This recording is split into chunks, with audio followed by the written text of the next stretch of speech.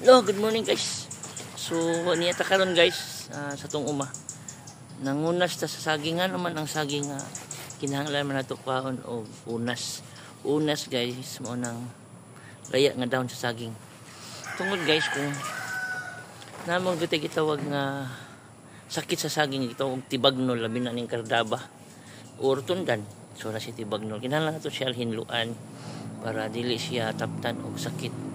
So tibagnol o sa bulanon pa bugtok saging bugtok na igahi ang iyang dili siya natural normal pagkagahi sila lang, so naa siya sakit.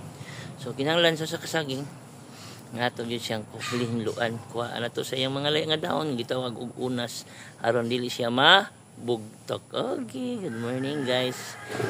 Magtrabaho para asinso.